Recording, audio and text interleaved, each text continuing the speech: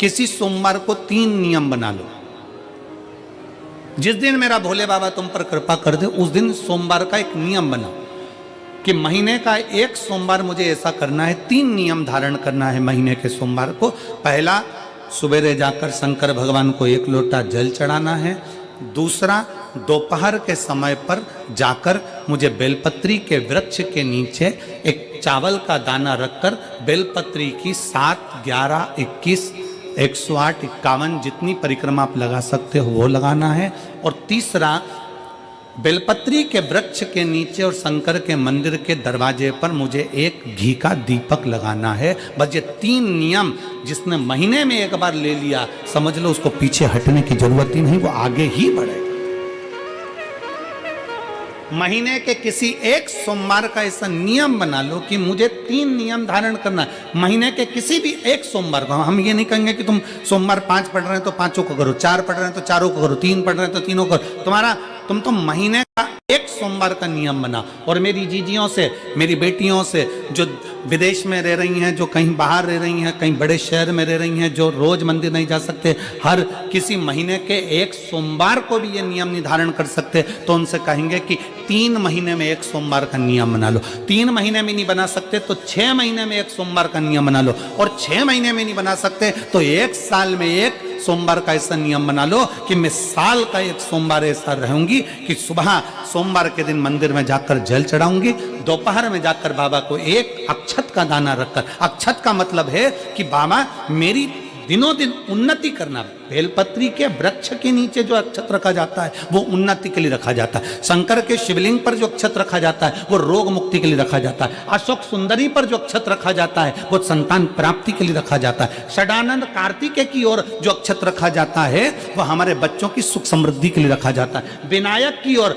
गणेश जी की ओर जो अक्षत रखा जाता है वह हमारे घर में कोई मंगल कार्य आ जाए उसके लिए रखा जाता है। और जो पीठिका होती है जिसपे शिवलिंग रखा होता है, पार्वती जी का हस्तकमल, उस पर अक्षत रखा जाता है तो नारी के अखंड सौभाग्य के लिए रखा जाता है। अक्षत रखने का भी तरीका है।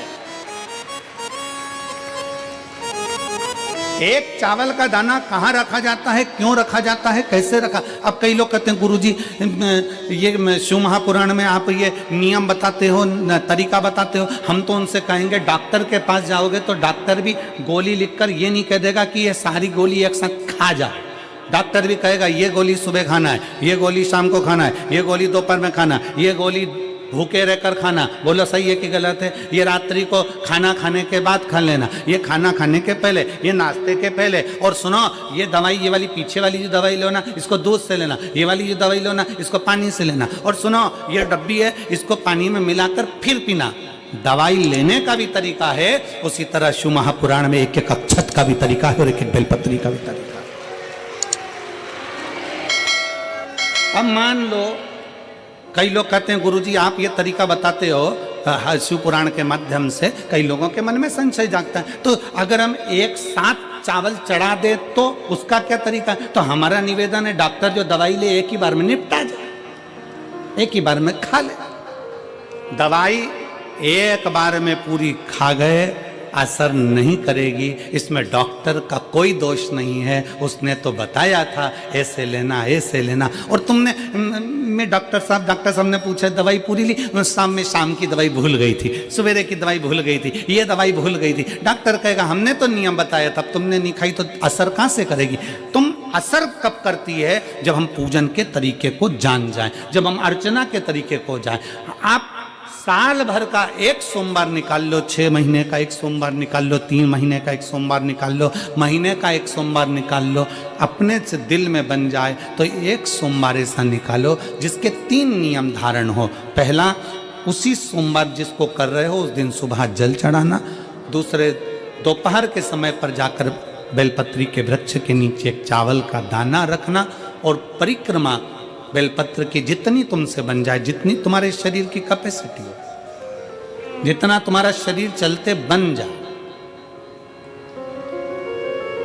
हम तो ये भी नहीं कहते कि तुम भूखे रहकर भगवान का भजन करो, हम कभी नहीं कहते। हम तो यहां तक कहते हैं, हमारे पुष्टि मार्ग में यहां तक कहा गया कि वल्लभ कुल की एकादशी करो, भले बकरी जैसे चरो पर एकादशी करो।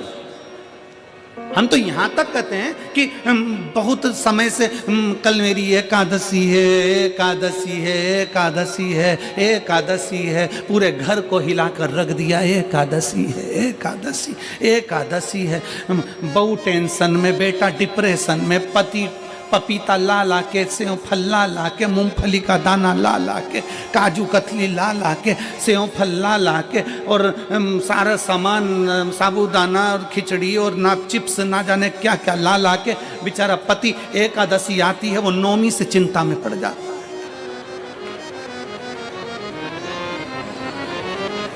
हम तो ये भी नहीं कहते कि तुम व्रत बहुत भारी करो, तुम व्रत उपास भी बहुत टेंशन वाला करो, ना ना ना।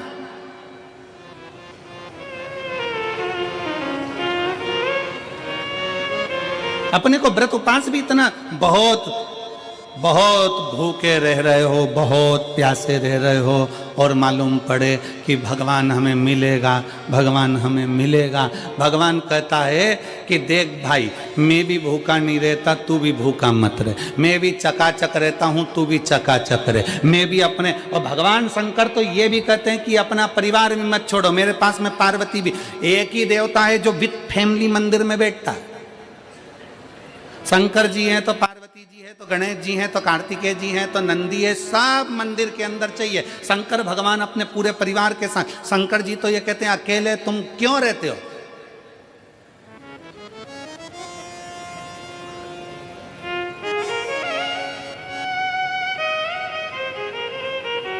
शिव जी की एक बात अपने ध्यान में रखना, कितनी सुंदर बात है शंकर भगवान की, बहुत ध्यान में रखिएगा।